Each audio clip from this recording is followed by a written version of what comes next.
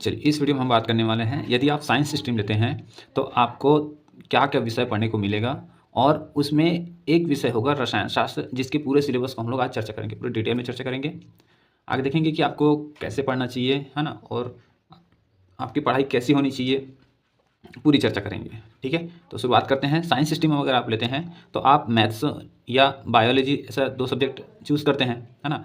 और कुछ लोग क्या करते हैं, मैथ्स बायोलॉजी भी लेते हैं, है ना? यदि आपके विद्यालय में ये है ऑप्शन तो आप ये भी ले सकते हैं। यहाँ पर जब मैथ्स लेते हैं आप, तो मैथ्स में आपको क्या-क्या विषय पढ़ना होगा? मैथ्स में आपको फिजिक्स, केमिस्ट्री और मैथ्स, ये 3 विषय मुख्य विषय होंगे आपके। साथ ही आपके हिंदी होगा और इंग्लिश होगा, ठीक है? वैसे ही बायोलॉजी में क्या होगा?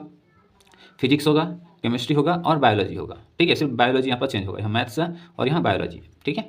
और यदि आप दोनों कंबाइन लेते हैं, मैथ्स प्लस बायो, तो उसमें क्या होगा कि physics, chemistry, maths plus bio, आपको चारों विषय मिल जाएगा और साथ ही इसके साथ हिंदी और इंग्लिश, ठीक है? तो ऐसा आपका विषय होने वाला है।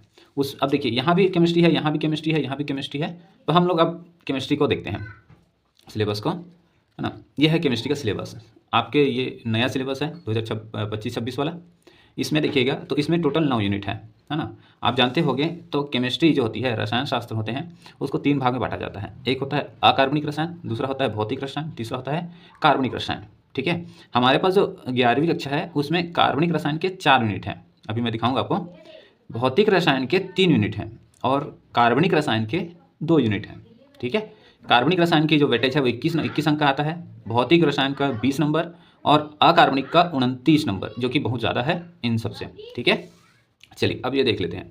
यहाँ पास पहला यूनिट है रसायन विज्ञान की कुछ मूलभूत अवधारणाएं, ठीक है?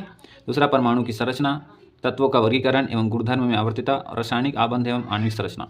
ये 1, 2, 3, 4 यूनिट, ये 4 यूनिट आपके अकार्बनिक कहलाते हैं, अकार्बनिक रसायन के अंदर आते हैं, ठीक है? अगर इन चारों को आप इन वेटेज को जोड़ोगे तो आपका आता है 29 नंबर, ठीक है? वैसे ही नीचे देखेंगे 5 और 6 यूनिट जो होगा ऊष्मागतिकी और साम्यावस्था और अपचय रिएक्शन। ये तीनों जो हैं, ये तीनों जो इकाइयाँ हैं, ये भौतिक रसायन के अंदर आती है, ठीक है? और इनका वेटेज है आपके पास 20 नंबर तक।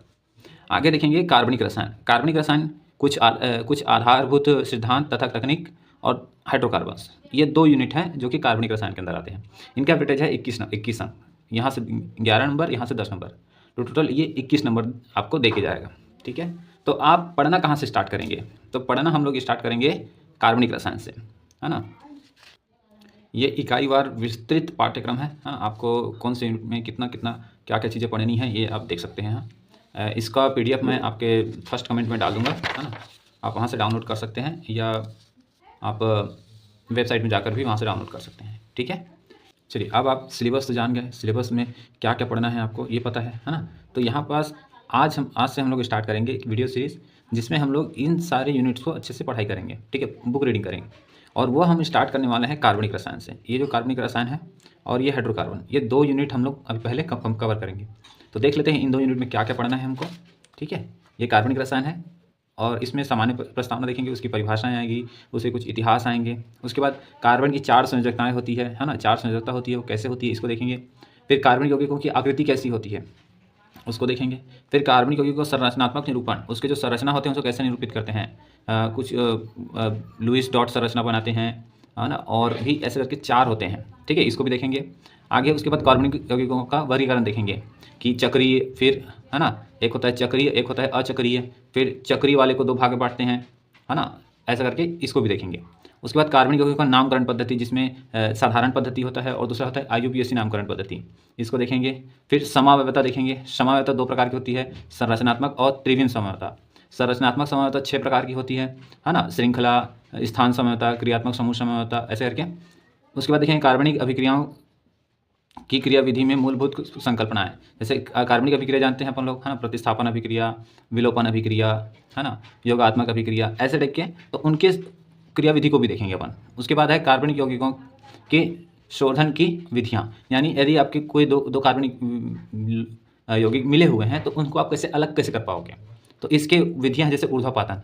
ऊर्ध्वापातन को इंग्लिश में सब्लिमेशन कहा जाता है और ये स्पेसिफिक ज़्यादातर हम लोग देखते हैं किसके लिए, कपूर के लिए। कपूर जो होता है ना, वो ऊर्ध्वापतन दिखाता है ना? और उसके बाद क्रिस्टलन, आश्वन, विभेदी निष्कर्षण, फिर वर्णलेखन, जिसको क्रोमेटोग्राफी कहा जाता है, अंतिम में कार्बनिक यौगिकों का गुणात्मक विश्लेषण एवं मात्रात्मक विश्लेषण। ठीक है, आगे जब हम लोग हाइड्रोकार्बन पढ़ेंगे तो ये पार्ट आपने 9वीं में और 10वीं पढ़ा होगा, यही सेम टू सेम पार्ट होगा, जिसमें हम लोग वर्गीकरण देखेंगे, है ना। वर्गीकरण जानते क्या है कि हाइड्रोकार्बन को 2 भाग में बांटते हैं, संतृप्त होता है, एक असंतृप्त होता है। संतृप्त कौन आते हैं? एल्केन आते हैं। असंतृप्त कौन आता है? एल्कीन आता है, एल्काइन आता है। ठीक है, ऐसा करके फिर अब जब एल्केन की बात करेंगे तो एल्केन के नामकरण पद्धति देखेंगे, है ना, उसमें एन लगाते हैं लास्ट में करके। फिर समवायता देखेंगे, है ना, समवायता के बाद विचरण यानी बनाना होता है, उससे कुछ गुणधर्म देखेंगे, उसके स्वरूपण देखेंगे कि उसको उसके बॉन्ड को कैसे कैसे व्यवस्थित कर पाते हैं। फिर इसी में आगे आएंगे तो एल्कीन आएगा, एल्केन हो गया, एल्कीन आएगा, एल्कीन में द्विबंध की संरचना देखेंगे, फिर नामकरण पद्धति, समवायता, फिर विचरण, फिर गुणधर्म। फिर आएगा एल्काइन, फिर सेम टू सेम वही नामकरण की पद्धति, समवायता, त्रियाबंध की संरचना देखेंगे, विचरण, गुणधर्म। फिर लास्ट में आएगा एरोमेटिक, जैसे बेंजीन वाला होता है ना, एरोमेटिक हाइड्रोकार्बन नाम देखेंगे, उसका भी नामकरण पद्धति देखेंगे, समवायता देखेंगे, बेंजीन की संरचना, एरोमेटिकता क्या होती है, ये मोस्ट इंपॉर्टेंट हो जाता है ना। बेंजीन का विचरण, बेंजीन को कैसे बनाते हैं, ये गुणधर्म, कैंसरजन्य मतलब वो कैंसर कारक कुछ दवाएं बनती है इससे, तो उसको भी बारे में अध्ययन करेंगे। ठीक है, तो इस प्रकार से ये आपका सिलेबस होने वाला है और आगे की पढ़ाई जो आप करेंगे वो कार्बनिक रसायन से स्टार्ट करने वाले हैं। ठीक है, हम लोग अभी जो पढ़ाई करने वाले हैं वो बुक रीडिंग करने वाले हैं, यानी पुस्तक के हर एक लाइन को पढ़ने वाले हैं। तो आपको ये बुक रीडिंग क्यों करना चाहिए, है ना। बुक रीडिंग करने से आपको क्या होगी, कॉन्सेप्ट क्लियरिटी सबसे स्ट्रांग बनेगी आपका जितने भी आपके बुक में जो टॉपिक्स रहेंगे उनकी जो कॉन्सेप्ट है वो आपको क्लियर होगा। दूसरा, परिभाषा और विषय की भाषा समझने में आसानी होगी। देखिए, कोई भी विषय अभी आप नए नए विषय लोगे, है ना भाई, नया होगा आपके लिए विषय, तो विषय की जो भाषाएं जो होती है ना वो बड़ी लेंदी होती है। अगर आप उसको नहीं समझोगे ना तो पूरा विषय आपको थोड़ा सा कठिन लगेगा। तो अगर आप पुस्तक पढ़ते हैं तो आपको ये विषय की भाषा जो है वो आसानी समझ में आ जाएगी। इससे क्या होगा कि आपका सेल्फ स्टडी का हैबिट बनेगा, है ना, और आप में कॉन्फिडेंस बिल्डअप होगा। रिवीजन करने में सबसे आसान होता है और फास्ट होता है ये बुक रीडिंग। बुक को आप यदि आप हाइलाइटर से, पेन से, पेंसिल से आप गोदा गादी करके रखे हैं तो आपको उसको समझने में आसानी होगी, बहुत ज़्यादा आसानी होगी। तो हम लोग बुक रीडिंग करने वाले हैं, इसी कारण नोट्स क्लियर बनेंगे आपके। बुक देख के आप नोट्स बनाएंगे, है ना, 2-3 तरीके से, और स्रोतों से बनाएंगे जैसे गाइड वगैरह, उनसे भी। लाइन टू लाइन पढ़ने से क्या होगा, पेपर में कैसे भी प्रश्न आ जाए आपसे, पेपर पे प्रश्न बनाने वाला कुछ भी बना दे तो आप उसका बनाएंगे, आप उसका आंसर बना सकते हैं। क्यों? क्योंकि आपने तो लाइन टू लाइन पढ़ा हुआ है ना भाई, बुक से बाहर तो नहीं दे सकता हूँ। ठीक है, आगे आपका जो प्रैक्टिकल होता है उसमें वाइवा वाले आते हैं, और वाइवा वाले जो आते हैं ना वो आपके बुक से ही पूछते हैं, तो आपको कितना पढ़े हुए हैं ऐसे करके। तो उस समय आपका ये बुक रीडिंग बहुत काम आने वाला है ना। आगे मैं बात करूँ कुछ कॉम्पिटिशन एग्ज़ाम की, जैसे आपके JEE, है ना, और नीट हो गया, या CT, है ना, PT हो गया। इन सब में जो 70 से 60% जो प्रश्न आते हैं ना, NCERT का लाइन टू लाइन के प्रश्न आते हैं। तो यदि आप कॉन्सेप्ट क्लियर नहीं होगा तो इसमें नंबर कम आता है, इसलिए हम कॉन्सेप्ट क्लियर करने के लिए ये पढ़ने वाले हैं। ठीक है, इसलिए बुक पढ़ना है तो डायरेक्ट मार्क्स इंक्रीज होगा आपका। ठीक है, तो हम लोग बुक रीडिंग स्टार्ट करने वाले हैं।